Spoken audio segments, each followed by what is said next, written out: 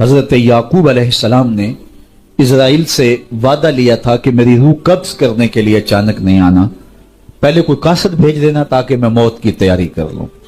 ویسے اللہ کے نبی کے دامن پہ گناہ کا ایک دھبا بھی نہیں آ سکتا اور وہ ہر لمحہ تیار ہی رہتے ہیں، لیکن اس کے باوجود تعلیم امت کے لیے بہت ساری چیزیں ہوتی ہیں۔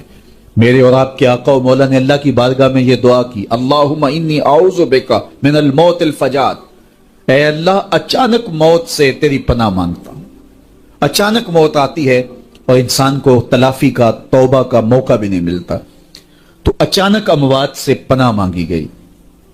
تو حضرت اسرائیل سے عہد لے لیا حضرت یعقوب علیہ السلام نے کہ میری روح قبض کرنے کے لیے اچانک نہیں آنا، پہلے کو قاصد بھیج دینا۔ اللہ کے نبی تھے، ان سے وعدہ کر لیا۔ حضرت اسرائیل ایک عرصے کے بعد حاضر ہوئے، پوچھا کدھر آئے ہو؟ کہا قبض روح کے لیے آیا ہوں۔ کہا تم نے تو وعدہ کیا تھا اچانک نہیں آؤں گا، پہلے قاصد بھیجوں گا۔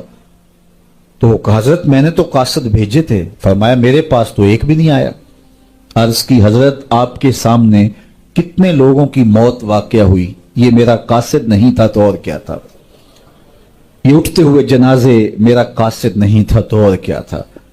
آپ کی داڑھی میں سفید بال اتر آئے، یہ میرا قاصد نہیں تھا تو اور کیا تھا؟ جب بینائی کم پڑنے لگے، جب اعضاء مدمحل ہو جائیں، جب چلتے ہوئے ٹھوکنے لگے، جب بولتے ہوئے لکنت آنے لگے، جب یادداشت کھونے لگے، تو سمجھ لو پیغام موت آ گیا۔ یہ ڈوبتا ہوا سورج ہمیں موت کا پیغام دے کے جا رہا ہے۔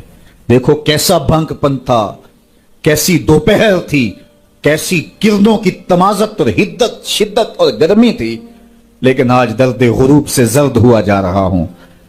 اتنی بڑی کائنات، اتنا بڑا منبع نور کا جو آسمان کے اوپر جگمگا رہا ہوتا ہے، درد غروب سے وہ بھی زرد ہو جاتا ہے۔ دیگرتے دن گیا محمد اوڑک نو ڈب جانا۔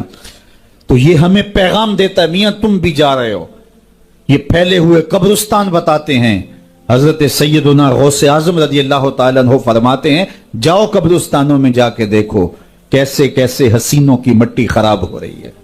جو بدن پہ چٹکی بھی نہیں پڑنے دیتے تھے مٹی کی، آج ان کے کفن بھی تار تار ہو گئے ہیں۔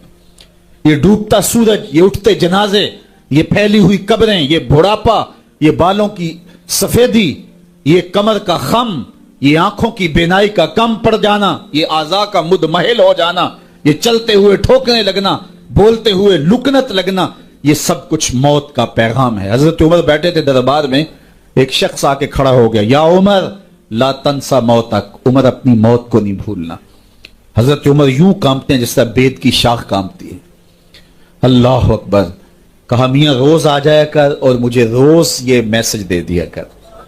بھری بزم میں وہ آ کے کہتا ہے عمر موت کو نہیں بھولنا۔ مہینے کے بعد مشاہرہ بھی دیتے ہیں۔ ایک دن آیا، اس کا شکریہ ادا کیا، مشاہرہ دیا، آج کے بعد نہیں آنا۔ مجھ سے کوئی گستاخی ہو گئی؟ نہیں۔ کوئی اور شخص آنے لگا؟ نہیں۔ تذکیر موت کی ضرورت نہیں رہی؟ فرمایا نہیں۔ تو پھر مجھے چھٹی کیوں دی جا رہی ہے؟ تو حضرت عمر روئے، داڑھی پہ ہاتھ رکھا، ایک بال الگ کر کے کہا یہ دیکھ میری داڑھی میں سفید بال آ گیا، اب تیرے آنے کی ضرورت نہیں ہے، یہ بال ہی مجھے چین سے نہیں بیٹھنے دے گا۔ ہماری تو پوری داڑھی بھی سفید ہو جائے نا۔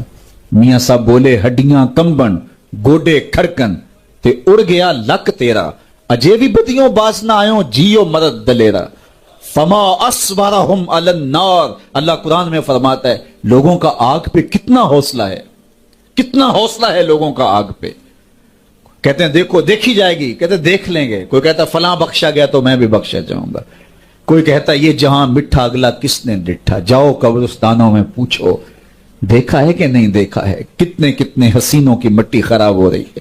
تو قبل اس سے کہ وہ وقت آئے کوئی حجت باقی نہ رہے، مجھے اور آپ اپنی زندگی کو اللہ کے حضور سپرد کرنا ہے اور موت کا ذائقہ ہر ایک نے چکھنا ہے قبل اس سے کہ وہ وقت آ جائے اور پھر پچھتاوا ہو۔ آج میں اور آپ اپنی زندگی کو اللہ کے حضور پیش کرنے سے پہلے اپنے آپ کو تیار کریں۔